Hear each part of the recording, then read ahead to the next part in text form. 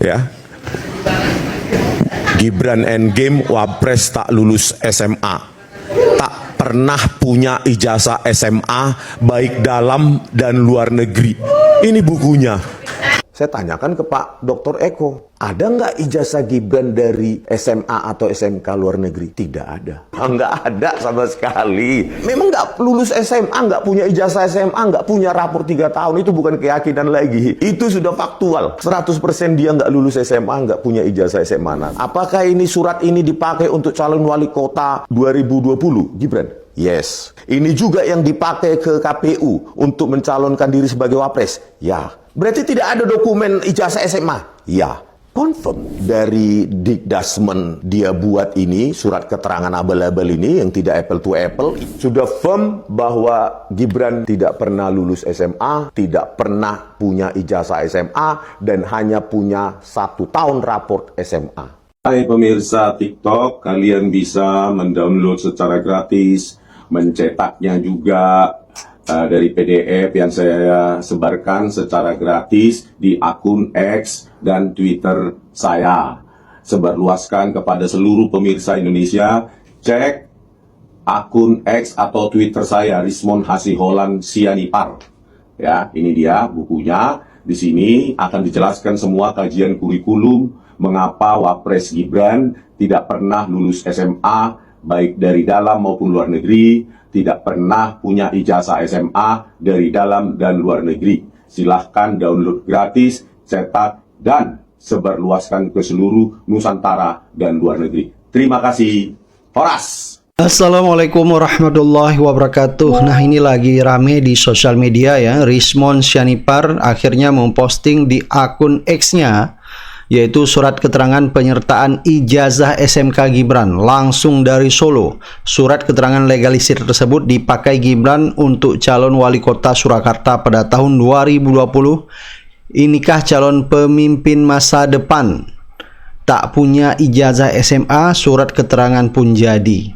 Jadi ini adalah surat keterangan yang dipakai oleh Gibran ya untuk mencalonkan diri menjadi wali kota Solo waktu itu ya. Nah, ini surat ini, keterangan ini ya, ada KOP Kementerian Pendidikan dan Kebudayaan Direktorat Jenderal Pendidikan Dasar Menengah. Jadi mengeluarkan surat keterangan. Kalau kita baca di sini, telah menyelesaikan pendidikan grade 12 di UTS Insert Sydney, Australia tahun 2006 yang bersangkutan dinilai memiliki pengetahuan setara tamat sekolah menengah kejuruan atau SMK, peminatan akuntansi dan keuangan di Indonesia. Surat ini dikeluarkan untuk menerangkan bahwa Gibran itu atau UTS Insert itu setara dengan sekolah menengah kejuruan atau SMK dengan jurusan peminatan akuntansi keuangan di Indonesia. Memang patut kita duga bahwa Gibran tidak ada ijazah SMA maupun SMK. Kalau ada, kemungkinan surat ini tidak dikeluarkan. Nah, kalau kita lihat di sini ya, surat keterangan ini dilegalisir atau difotokopi dengan aslinya Direktorat Pembinaan SMK Kepala Subbagian Tata Usaha. Nah, ada legalisir di sini, Direktur Jenderal Sekretaris Direktoral Jenderal Dr. Sutanto. Nah, pada tahun 2019 ya surat ini dikeluarkan. Ini harus bertanggung jawab. Nah, Bapak Sutanto ini harus bertanggung jawab karena sudah mengeluarkan surat keterangan bahwa UTS Insert itu setara dengan SMK. Nah, kalau kita baca ya komentar netizen yang bernama Bu Yani yang mengeluarkan surat penyertaan ini tidak paham bahwa UTS Insert di Sydney itu tidak bisa disetarakan dengan SMK karena UTS Insert cuma kursus persiapan kuliah. Kesimpulan, pemilik surat keterangan ini cuma tamat SMP, Maksulkan. Nah, ini semakin membuat Jokowi ketar-ketir. Sudah dirinya bermasalah dengan dugaan ijazah palsu, anaknya juga bermasalah dengan ijazah yang tidak punya ijazah SMA, bahkan diduga ya hanya tamat SMP saja. Jadi ini menurut Bu Yani sudah bisa, Gibran dipastikan bisa dimakzulkan. Dan kalau kita baca komentar netizen lainnya, ada komentar dari Zin, dan begitu hebatnya para instansi pada mingkem. Ada komentar dari Zin, jabatan Pak lebih baik diam daripada hilang jabatan.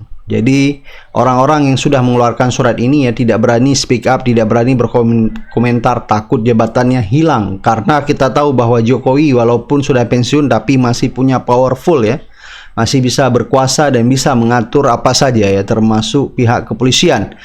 Ada komentar dari Pitu Simbah Karto, kan orang mereka sudah ada di semua instansi. Jadi Mulyono memang menyiapkan sejak berkuasa, terutama di periode kedua. Jadi apapun Jokowi bisa ya berbuat apa saja demi kepentingan keluarganya. Ada komentar email Ayuda Putri, dosa besar pelakunya karena sudah mendukung kebohongan yang bikin rusak negara. Nggak kebayang hisapnya nanti, ngeri.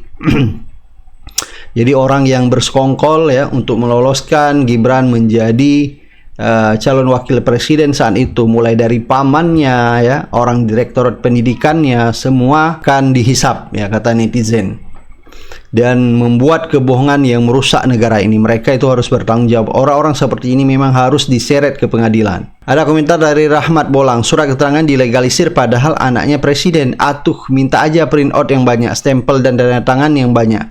Kasih Pak Sutantonya jabatan Mendikdasmen, dasar koplak. Ada komentar dari Zulfika, Fufu Fafa cuma punya ijazah SMP. Kursus bahasa Inggris disetarakan dengan SMK jurusan akuntansi. Cuma Termul yang percaya. Jelas banget bohongnya, kursus bahasa Inggris terus ijazahnya jadi akuntansi. Ada komentar dari Anizar, makzulkan, impeach, lengserkan Gibran. Jadi kita lihat kemarin ya, Roy Suryo sudah ke Sydney ya, melakukan verifikasi dan investigasi langsung di Sydney. Ternyata terbongkar bahwa UTS Insert itu adalah sebagai lembaga kursus, jadi tidak bisa disetarakan dengan SMK. Jadi ini semakin membuat publik yakin bahwa Gibran tidak tamat SMA, bahkan tidak punya ijazah SMA, hanya tamat SMP. Dan publik meminta bahwa Gibran bisa segera dimakzulkan, dan ini sudah mencoreng dan menipu seluruh bangsa Indonesia ini. Baik ya, coba kita dengar ya beberapa komentar masyarakat maupun netizen di sosial media. Ada berita begini nih, misteri kampus Gibran di UTS Insert. Alumninya tidak ada yang kenal dengan sosok Gibran. Kalau yang ini gue nggak setuju. Soalnya apa? Soalnya kan di kampus banyak jurusan. Siapa tahu beda jurusan yang ditanya, makanya kagak kenal. Yang ditanya jurusan ekonomi, sedangkan Gibran jurusannya Depok Parung. Kalau enggak jurusan Lebak Bulus Senen, ya kagak bakatan kenal. Makanya kata gue kagak setuju, soalnya jurusannya banyak. Kan bisa baik yang ditanya beda jurusan gitu ya kan. Ya gue mah kagak bermaksud membela, cuman gue kagak setuju doang. Yang ditanya jurusan ekonomi, sedangkan nih Bang Wapres jurusannya Parung Depok. Padat banget lo. Anda pada waktu itu pernah mendampingi Gibran Rakabuming. Gimana itu ceritanya dan kapan itu terjadinya? Waktu kunjungan Pak Jokowi ke Sydney, saya dapat tugas dari teman-teman di Konsulat Jenderal Republik Indonesia Sydney Ya. untuk menemani Gibran gitu ya. Nah, pertanyaan saya, ketika Anda mendapat order, sebutlah begitu ya, dari Konsulat Jenderal di Sydney itu, apa tugas Anda yang diberikan? Dan kemudian ketika bertemu dengan Gibran, apa permintaan dari Gibran? Ya, permintaan Gibran waktu itu ya, bahwa dia keliling ke Sydney, dan dia sempat juga bilang sama saya, ngasih tahu dia minta antarkan itu ya, dia pengen lihat sekolahnya dulu. Itu di Insert ya. Yang diklaim Gibran untuk mendapatkan surat keterangan penyetaraan SMA itu sama sekali tidaklah benar. Tidak benar ya Pak? Tidaklah benar karena Insert UTS atau Insert Language Center itu bukan lembaga penyelenggara tingkat pendidikan SMA atau sederajat. Itu adalah lembaga pendidikan kursus bahasa Inggris dan persiapan untuk masuk ke universitas, khususnya universitas.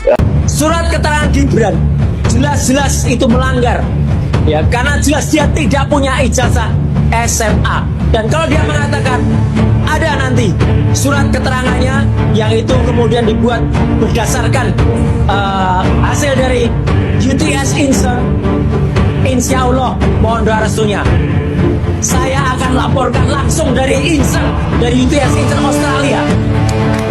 Dan insya Allah saya sudah ketemu dengan poin yang ada di sana. Saya akan sampaikan secara detail dan nanti pernyataan langsung dari kota Sydney tentang bagaimana surat keterangan Gibran ini yang palsu. Sudah bisa saya hampir pastikan, maybe 90%, 90%, Gibran akan jadi presiden. Mahasiswa itu loh, kalian itu pemilik masa depan. Saya paling udah hampir 50, 10 tahun saya pinginnya sampai 60 aja saya selesai di dunia ini. Indonesia itu milik kalian 2029 ya. Sudah, kalau saya prediksi, logika saya, sudah bisa saya hampir pastikan, maybe 90%, 90%, Gibran akan jadi presiden. Dengan kekuatan uang bapaknya. Sudah hampir pasti dia jadi presiden, dan kalian akan jadi jongos. 19 juta lapangan pekerjaan, bukannya itu kebohongan yang cukup untuk menggerakkan mahasiswa bahwa dia itu cuma ngomong, sama seperti bapaknya SMK. Terlalu banyak institusi negara harus berbohong demi keluarga. Terlalu banyak. Institusi negara menjadi institusi termul. Menjawab ini aja bertele-tele. Ngapain kita? Ini loh, jutaan anak-anak kita yang harusnya lebih layak daripada Gibran. Tetapi orang yang nggak jelas ijazah SMA-nya seperti ini yang harus menjadi presiden. Terlaluan. Mana meritokrasi di Indonesia ini? Ya, hanya dengan bantuan bapaknya, bansos 500 triliun tiap tahun. Terpilih akhirnya itu si Gibran ini. Ya. Jadi intinya Gibran tuh nggak punya ijazah SMA atau SMK, cuma modal surat keterangan ini jadi wapres. Modal keterangan ini jadi wapres. Wapres. Hebat ya. Ini wapres. Modal ini surat keterangan. Ini. Fokus dari buku ini sebenarnya mencermati kejanggalan surat keterangan ya yang diberikan oleh Ditjen Dikdasmen. Saat itu masih setingkat Ditjen ya. Sekarang sudah kementerian.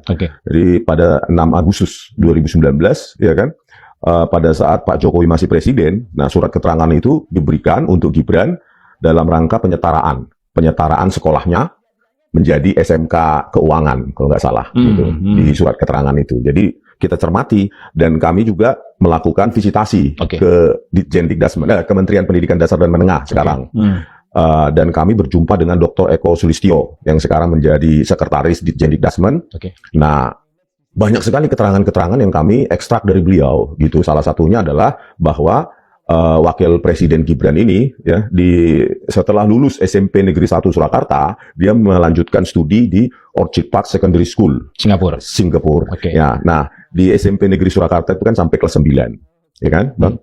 Nah, di Orchid Park Secondary School, beliau itu bukan langsung kelas 10 di sana, tetapi mundur 1 tahun menjadi kelas 9 lagi sampai kelas 10 di Orchid Park Secondary School. Berarti saya tanya kepada Dr. Eko Susanto ya, bukan Sulistyo. Nah, itu kelas kelas 10 itu ekivalennya di apa itu di Indonesia?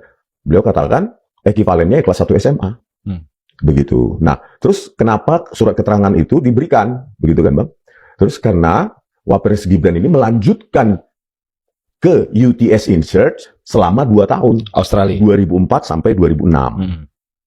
Diploma, Bang. Jadi program diploma yang seharusnya itu adalah program awal perguruan tinggi.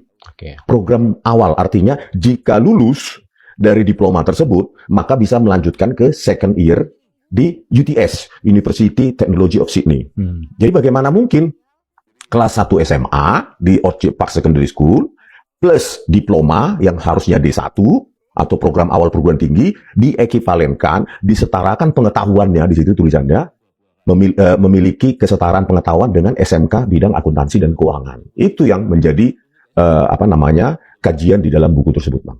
Jadi buku ini berisi soal kejanggalan-kejanggalan, keanehan-keanehan menyangkut riwayat pendidikan Gibran. Ya, sekaligus mengungkapkan apa dasarnya dalam kajian ini. Saya membaca seluruh situs struktur kurikulum maupun pendidikan di Singapura. Dasarnya adalah website dari Minister of Education Singapura. Terus saya lanjutkan kajiannya dengan UTS Insert Curriculum tahun 2004 yang diduga Wapres Gibran ini melanjutkan program diploma. Jadi di situ ada kajian struktur kurikulum dari Ministry of Education Singapura, berikut juga dengan kurikulum pada UTS Insert tahun 2004. Dan itu saya dapatkan secara online ya dari web archive. Beruntung masih ada. Oke, gitu, ya. Baik. Data pendukungnya apa lagi, Bang? Selain yang tadi sudah disampaikan. Data pendukungnya kesaksian juga. Kesaksian di situ saya tulis juga kesaksian dari apa yang didapatkan oleh Pak Roy Suryo ya lewat Iksan Katonde ya seorang warga negara Indonesia yang sudah lama tinggal di sana. Berikut juga dengan kesaksian dari Dr. Eko Susanto ya itu harus saya tuliskan supaya saya juga jangan lupa. Dan di situ banyak saksi yang mendengarkan. Ada Jahmada Girsang, Bang Jahmada Girsang itu seorang pengacara, Bu Kurnia pengacara juga yang sekaligus tersangka sekarang. Kurnia Tri Royani, belum juga ada Pak Roy Suryo pada saat itu, terus ada Bu Menu ya dari ARM, Aliansi Rakyat Menggugat. Jadi banyak saksi mendengarkan keterangan dari Dr. Eko Susanto yang merupakan sekretaris Jendikdasmen saat ini. Oke, jadi ini buku hasil kajian ilmiah, Bang? Ya. Secara saintifik bisa dipertanggungjawabkan? Sangat bisa, makanya kita tuliskan dalam buku. Kalau ini mau dibantah silahkan. Dalam buku juga, tapi ya bukan cercaan atau cibiran yang tidak mengedukasi. Gitu, Bang. Oke, apa yang paling meyakinkan Bang Rismond sehingga sampai pada kesimpulan Gibran, Wapres kita ini tidak lulus SMA? Ya Bang, pertama ini adalah untuk memberikan edukasi kepada publik, sehingga ke depan, ya, tujuan utamanya adalah ke depan KPU itu harus benar-benar terbuka, perihal terutama ini untuk calon wakil presiden dan calon presiden, terkait calon pemimpin kita, pemimpin nasional ini, terkait dengan terutama riwayat pendidikan, karena dari riwayat pendidikan kan kita bisalah mengestimasi atau memprediksi pola pikir calon pemimpin nasional kita. Jadi riwayat pendidikannya itu harus jelas. Gitu Bang ya. Yang kedua, tujuan kita juga untuk jangan sampai lembaga negara, terutama Kementerian Pendidikan Dasar dan Menengah, dipakai untuk tujuan-tujuan politik, tujuan-tujuan kepentingan seseorang, gitu loh Bang. Nah, jadi dari sini bisa kita simpulkan bahwa Gibran memang tidak pernah meluluskan SMA, baik dalam maupun luar negeri. Karena kalau kita lihat dari panduan online syarat untuk menyetarakan ijazah baik SD, SMP, SMA ya khusus kalau kita lihat di sini SMA kasus ini bahwa syarat minimalnya itu Gibran juga tidak terpenuhi. Meskipun pengakuan dari Dr. Eko Susanto dan timnya itu mengatakan pada tahun 2019 ya Wapres Gibran sebelum Wapres ya Gibran ini itu melakukan penyetaraan dengan cara online. Cara online, Bang. Nah, jadi kalau cara online berarti mengikuti panduan online. Syaratnya adalah salah satu yang tidak dipenuhi atau salah dua lah ya. Salah dua yaitu pertama ijazah SMA dari luar negeri yang akan disetarakan itu harus ada. Gibran tidak memenuhi itu. Yang kedua, raport 3 tahun. Raport 3 tahun itu Bang. Itu harus diupload. Kalau kita merujuk ke panduan penyetaraan ijazah yang dikeluarkan sendiri oleh Jendikdasmen. Raportnya saya tanyakan kepada Dr. Eko Susanto, raportnya berarti berapa? Pak, 1, yaitu kelas 10 di Orchid Park Secondary School. Berarti kan tidak ada 3. Saya bawa itu Bang, di situ sudah saya lampirkan. Panduan penyetaraan ijazah online itu ada 3. Saya tunjukkan, ini kan lembaga ini sendiri yang mengeluarkan. Kenapa itu bisa lolos? Katanya diupload secara online. Kalau kita merancang sistem informasi kan, sebagai sebuah karya ilmiah, maka diperdebatkan dan dibedah juga secara ilmiah juga. Harus Bang, harus itu mutlak itu Bang. Harus seperti itu. Oke, baik. Kalau memang apa yang Bang Rismond lakukan ini terbukti benar dan tidak terbantahkan, artinya ini akan berdampak dan menggugurkan semua syarat yang harus dipenuhi terkait kontestasi politik yang diikuti oleh Gibran. Nah, itu pertanyaan yang kaitannya dengan dampak politik maupun hukum, Bang. Saya hanya berhenti di situ. Produk akhir saya adalah menyudahi kontroversi yang ada di publik. Konteks saya, ya wilayah atau domain saya, ya produk akhirnya buku ini. Abang tidak ingin keluar dari ini? Dampak ketatatanegaraannya dan lain-lain itu, Bang, politiknya saya nggak paham di situ. Yang saya paham adalah saya menuliskan dan menyudahi kontroversi yang ada di publik. Kontroversi apa itu? Di bab 1 saya tuliskan.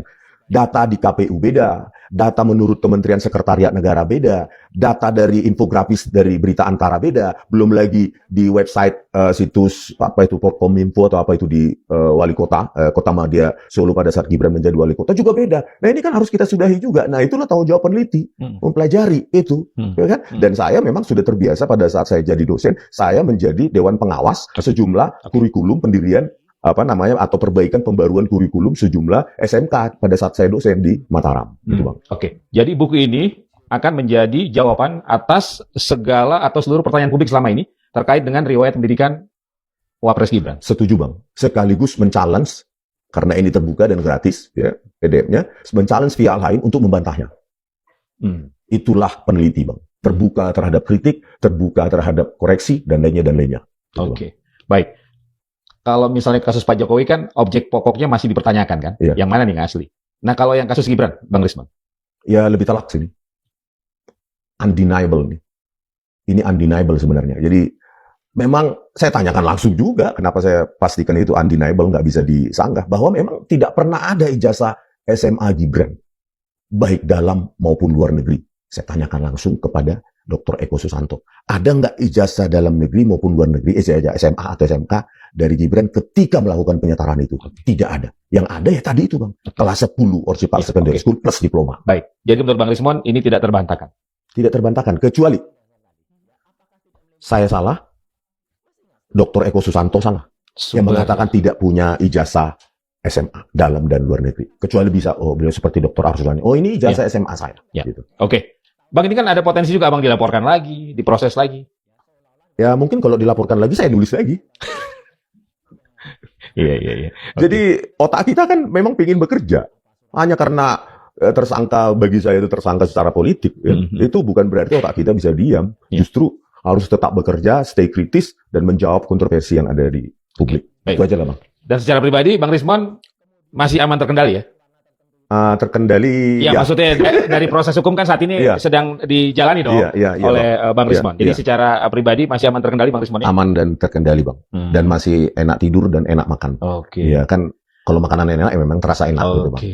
Ada tawaran-tawaran nggak Bang? Tawaran apa itu Bang? Iya, tawaran-tawaran apa gitu dengan pergerakan Abang ini? Atau mungkin ada yang mencoba menjadi ya semacam dealer-dealer mungkin ke Abang? Nah, sejauh ini belum Bang, tapi jangan nanti mereka terinspirasi. Enggak Bang, untuk mencegah saya dengan tawaran-tawaran itu harus dipublikkan. Nih, Oke. kalau saya diam-diam, nih buku, kan saya bisa meraskan. Tetapi dengan publik, untuk apa mereka menawarkan apapun pada saya? Toh ini sudah gratis PDF-nya, tersebar ke seluruh dunia, dan orang Forum Diaspora Indonesia juga sudah mendownloadnya di luar negeri, komunitas WNI di luar negeri. Apa Bang respon mereka yang sudah mendownload buku ini? Ya bagus menurut mereka, minimal kan kita mendapatkan satu perspektif ya dari buku itu. Kalau ada perspektif lain, ya rakyat publik dengan senang hati dong Bang. Abang juga dengan senang hati bisa membandingkan Rismon begini, oh penulis lain begini, penulis lain lagi begini. Saya harus menyimpulkan apa ya? Biarkan rakyat yang memutuskan. Tetapi jangan dilarang. Rismon nggak boleh nulis supaya kami aja. Itu namanya dominasi opini. Ya. Itu hanya negara non demokrasi seperti itu Bang. Baik. Dan yang menarik beberapa waktu terakhir ini banyak bermunculan sejumlah akademisi ilmuwan yang mengkaji apa yang sudah ditulis dan dibuat oleh Bang Rismon. Iya. Dan mereka memberikan support dalam perspektif ilmiah, Bang. Iya, Bang. Gimana Bang Rismon merasakan itu? Ya sebenarnya JWP itu ya, Iya. Jokowi's White Paper itu. Dan bisa jadi juga akan buku ini juga kan? Iya, Bang. Buku ini juga welcome, very welcome. Kalau kemarin kami sudah bertemu dengan Dr. Ridho Rahmadi.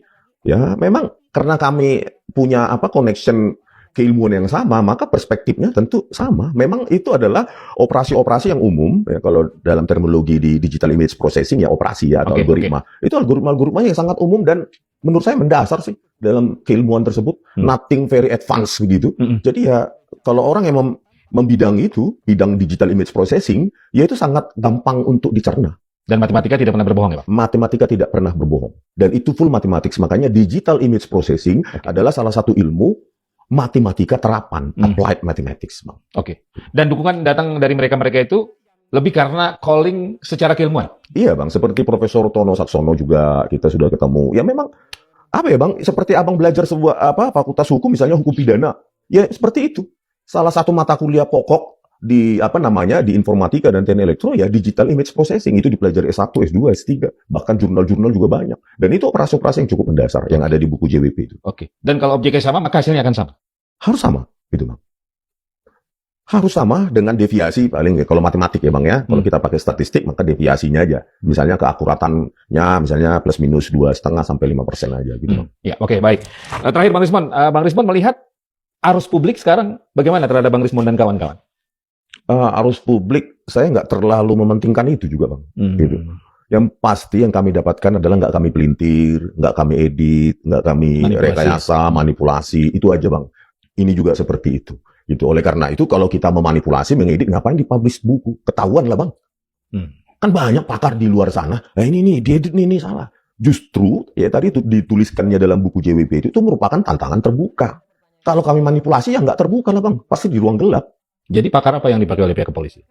Ya kan begini, kita kan belum dengar juga. Saya kan sudah katakan pada saat penyidikan, saya cuma ROI, menentukan ROI. ROI itu adalah region of interest. Dari sebuah citra digital, kita ambil ROI-nya, baru kita analisa. Nah, itu diperspektifkan oleh ahli Polri sebagai bentuk pengeditan. Nah, ini kan, inilah yang dibantah oleh Dr. Rido, ya, Profesor Tono, saya yakin akademisi lain di ITB dan UI sepaham dan mudah-mudahan juga, memberikan dukungan kepada keilmuan. Bang Rismon tahu pakar yang dipakai pihak kepolisian dalam kasus Abang? Nggak tahu Bang, nggak disebutkan secara eksplisit gitu Bang. Tetapi apapun itu harusnya karena kan mereka melakukannya di depan penyidik ya nggak punya fondasi keilmuan itu Bang. Kapasitas. Kalau mereka menuduh kami di meja penyidikan bahwa kami mengedit, coba tulis juga dalam artikel atau buku gitu, di mana kami mengeditnya itu baru kajian ilmiah. Tetapi kalau di ruang penyidikan ya siapapun orang bisa berkata apapun. Bang. Ya, oke. Jadi kapan ini akan di-launching Bang Rismon? Menunggu pemodal, Bang. Ya saya kan cuma punya otak untuk menulis, Bang. Kalau dana untuk mencetak ya itu urusan lain, nanti kita cari orang dan sudah ada potensi lah. Oke. Tapi dalam waktu dekat? Mudah-mudahan, Bang. Dalam waktu